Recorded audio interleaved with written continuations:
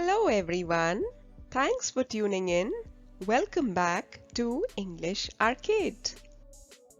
Today we will learn and understand the poem Dust of Snow written by Robert Frost, given in the class 10th textbook First Flight. We will also learn and understand all the poetic devices used by the poet in the poem. Before we start, I request you all to subscribe to my channel and also remember to press the bell icon to receive regular updates.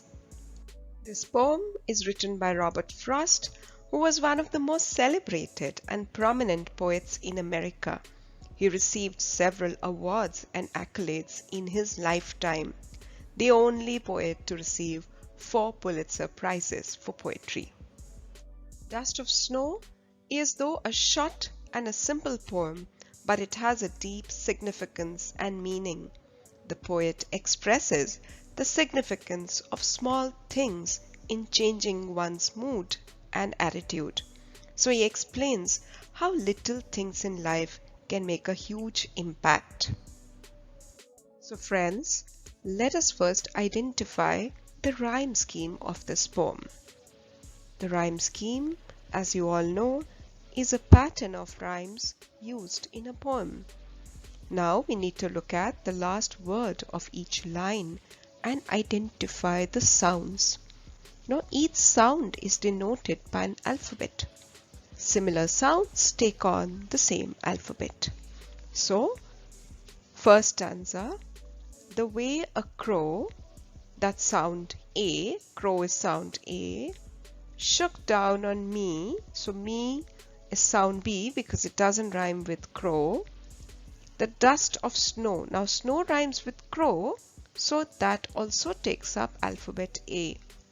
From a hemlock tree, tree rhymes with me, so it takes the alphabet B. So the rhyme scheme of stanza 1 is AB, AB. Looking at stanza 2, has given my heart, so heart is alphabet A. A change of mood, mood is alphabet B because mood doesn't rhyme with heart. And save some part, part is alphabet A because part rhymes with heart. And on a day I rued, rude rhymes with mood, so it takes on alphabet B. So rhyme scheme of stanza 2 is also AB, AB. When the rhyme scheme of all the stanzas is the same, it becomes the rhyme scheme of the poem. So the rhyme scheme of Dust of Snow is AB, AB. Let us understand stanza 1. The way a crow shook down on me the dust of snow from a hemlock tree. So friends, this poem is set on a winter day when all tree tops are covered with snow. The poet somehow is in a bad mood and walks by a tree which is a hemlock tree. Now hemlock tree is a poisonous tree with small white flowers and it is associated with toxicity. So as he passes by the tree, a crow alights on the hemlock tree and in that process shakes the tree and some snow dust falls on the poet. So in the first stanza, the poet explains this small but very beautiful experience with the help of these 4 lines. Let us look at the poetic devices used in stanza 1. So the first poetic device used is enjambment. Enjambment is used when sentences are continued to the next line in a poem without the use of any punctuation marks. And you would have already noticed that enjambment is used in the first stanza throughout the stanza. The second poetic device used is assonance.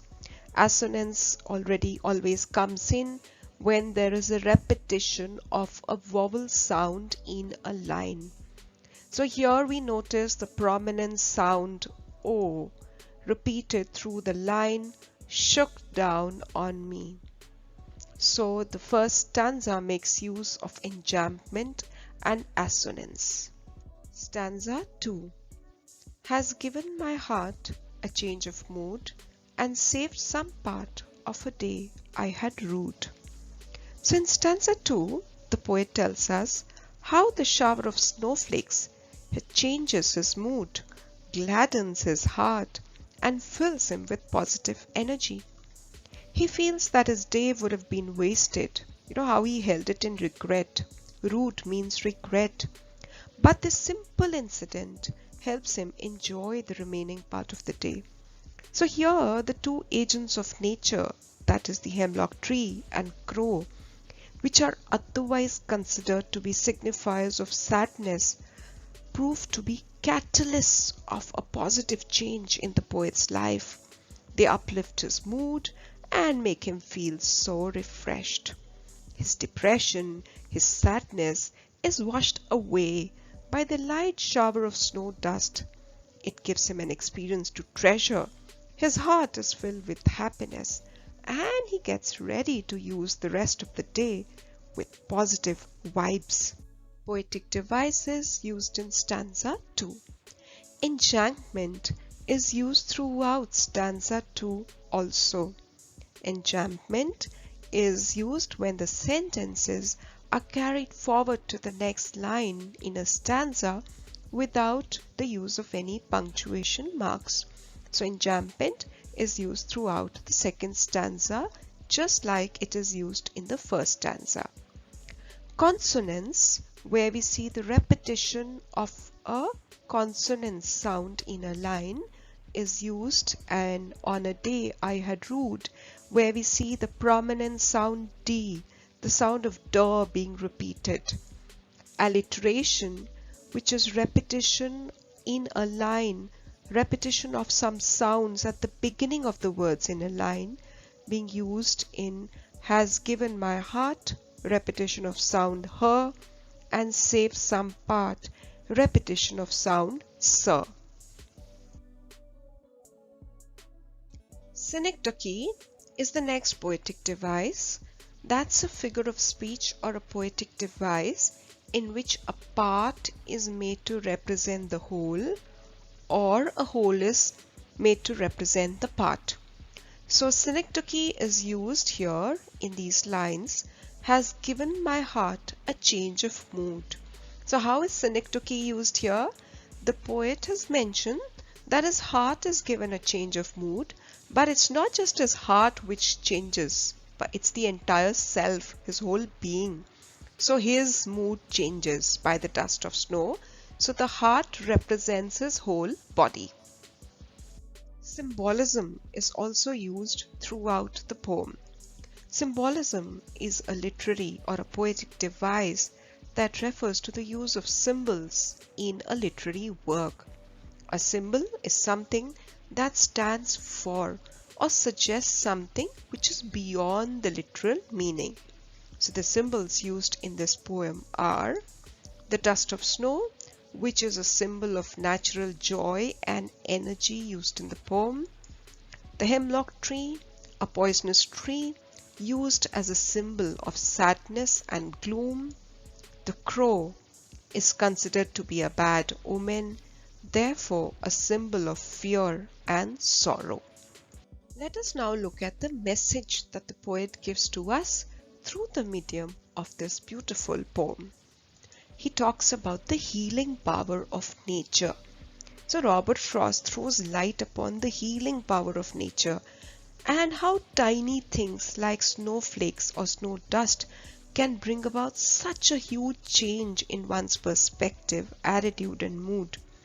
The poet was in a terrible mood and just a small shower of snow dust changed his mood, made him feel elated, happy, and made him feel positive.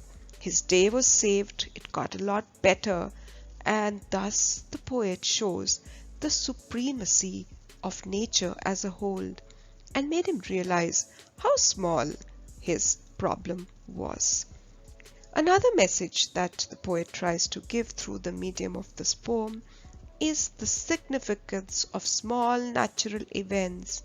The poet describes how small events can make big changes in our lives. Every small act in our life can illuminate our soul and motivate us. So, instead of taking our problems seriously, we should take things positively. Situations can change for the better. And thus, he also gives the message of the importance of staying positive and staying optimistic. Thank you for watching this video. Kindly like, share and subscribe to my channel.